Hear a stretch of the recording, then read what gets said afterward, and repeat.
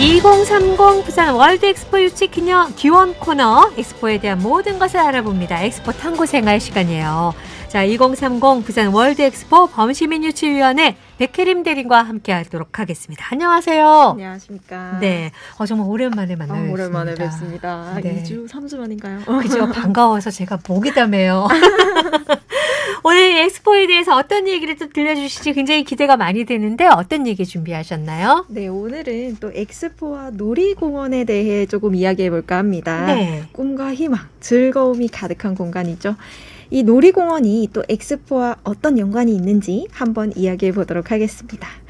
우리 MC님께서는 놀이공원 하면 생각나는 놀이기구 어떤 게 있으실까요? 저는 개인적으로 바이킹 잘 타시나 봐요.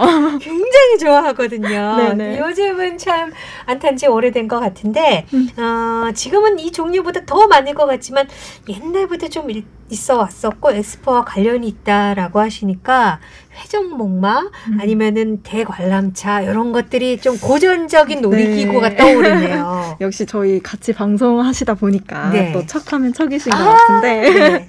바로 이제 대관람차인데요.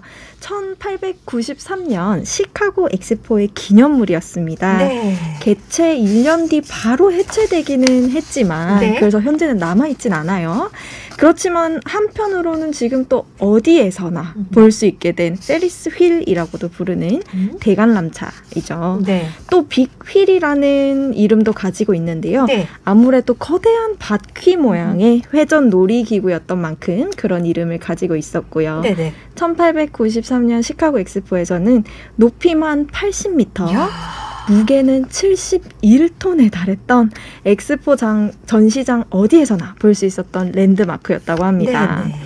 사실 이 페리스 휠은 1889년 에펠탑의 위용이 미국 대륙까지도 전해지면서 1891년에 시카고 박람회 조직위원회가 가히 에펠탑을 능가할 대담하고 독창적인 기념물을 만들기 위해서 공모를 시작합니다. 네네.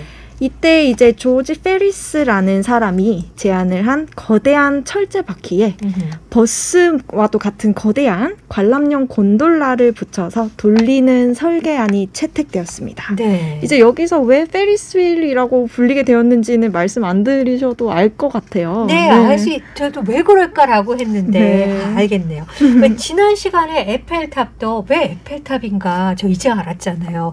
에펠의 이름, 기획자의 그렇죠. 이름을 딴 네. 페리스 휠도 마찬가지네요. 네, 이번에도 에펠탑처럼 페리스 휠도 또 처음 채택된 설계안은 현실성이 없다는 이유로 거부되었었대요. 똑같네요, 네, 에펠탑이랑. 그렇죠. 네. 이렇게 또 많은 반대에도 꿋꿋하게 에펠탑을 기획했던 에펠처럼 페리스도 끈질기게 본인의 이제 기술을 보증하고 이제 직접 투자자까지 유치하면서 이런 강력한 추진력을 바탕으로 조직위원회의 승인을 얻어내게 됩니다. 그렇군요. 정말 이런 그 획기적인 기념물의 탄생에는 굳은 의지와 추진력을 가진 사람이 꼭 있어야 된다. 그래야 가능하구나라는 거를 이제 다시 한 번 더 느낄 수가 있는데 이 대관람차도 그럼 마찬가지로 에펠탑처럼 대성공이었겠죠? 그렇죠.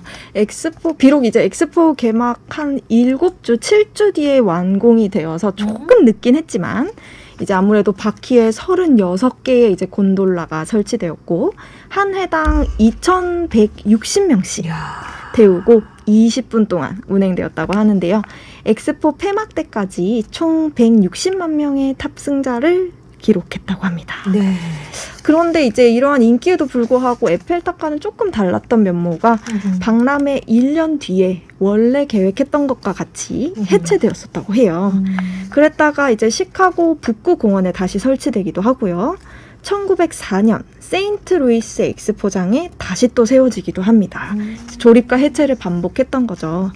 이런 과정에서도 이제 이 원형이 전 세계 곳곳으로 전파되어서 엑스포나 놀이공원, 그리고 도시 전망에서 빼놓을 수 없는 상징적인 시설물이 되었다고 합니다. 그래요. 이 대관람차의 시초가 저는 놀이공원인 줄 알았는데 그게 아니고 엑스포에서 탄생을 네, 한 거군요. 맞습니다. 그러니까 아까 그 놀이공원도 엑스포와 관련이 있다고 하셨는데 혹시 뭐 시카고 엑스포 때 대관람차가 있었던 그 공간이 뭐 전시 공간이라기보다는 뭐 놀이공원 같은 그런 형태였을까요? 네, 뭐 정확하게 놀이공원이라고 불렸던 건 아니었지만 네. 이제 시카고는 아무래도 오락 기능을 좀 엑스포에 접목해서 부각시켰기 때문에 미드웨이 플레이선스라는 거리를 조성했습니다. 네. 이제 이 말은 이제 말 그대로 중앙 도로를 쭉 따라서 즐거움이 가득한 곳이다 이런 거리였고요. 네네. 페리스 휠이 위치한 곳도 이곳이었습니다. 이곳에 이제 1.5km 중앙 도로를 따라서 서커스나 오락 연극, 음악회, 스트립쇼 그리고 여러 가지 놀이기구, 카지노, 이제 선술집이나 식당가 이제 총체적인 모든 요소가 모여 있는 거죠. 네네. 이런 축제 요소가 더해져서 엑스포를 더욱더 풍부하게 만들었다고 합니다. 네. 특히 이 공간에는 이집트, 카이로나 오스트리아 빈의 풍경을 재현한 마을이 있었다고 해요.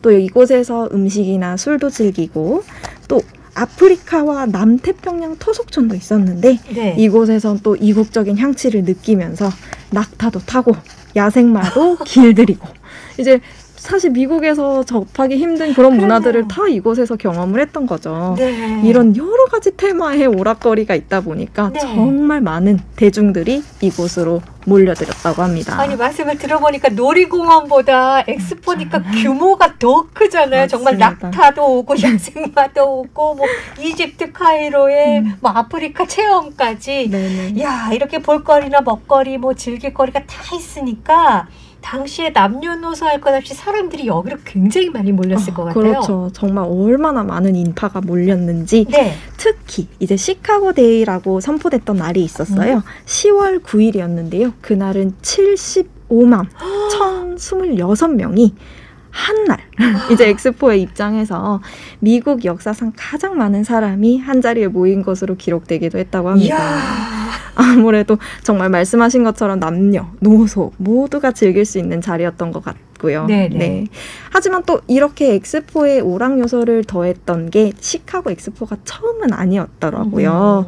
이전에는 이제 전시장에서 산업, 신기술, 그리고 예술품을 이제 전시하고 보여주기 바빴다면 1867년 파리 엑스포에서는 가보고 싶은 매력적인 그런 엑스포를 만들기 위해서 온갖 아이디어를 동원했다고 해요. 거기서 이제 처음 이런 오락 요소를 접하게 되는데요. 센 강변에는 야외 공원을 조성합니다. 그곳은 네네. 이제 전시장 내부에 온갖 전시물이 많았던 것과 달리 여유롭게 보고 즐길 수 있는 공간으로 만들었는데요. 아까 시카고 엑스포와 조금 비슷하게 이국적인 여러 볼거리를 제공을 했고요. 국가별 전시관, 개별 전시관, 그리고 공연장이나 식당, 이런 바 같은 곳을 5만 제곱미터 규모의 공원에 조성했다고 합니다. 특히 이 엑스포에서는 동양의 독특함을 담은 일본 전시관이 처음으로 엑스포에 참가했다고 합니다. 네네. 또 이슬람 사원이나 튀니지 궁전, 고대 이집트의 신전 건물 이런 것들이 있으니까 아무래도 여기도 그러게요. 관람객의 발길이 끊이지 않았던 것 같아요. 네네. 또 더 있습니다. 전 세계 다양한 조류가 방사한 대형 새장, 그리고 기온대별 식물을 모아놓은 온실, 식물원, 그리고 어류와 해조류가 전시된 수족관도 마련되어 있었다고 해요.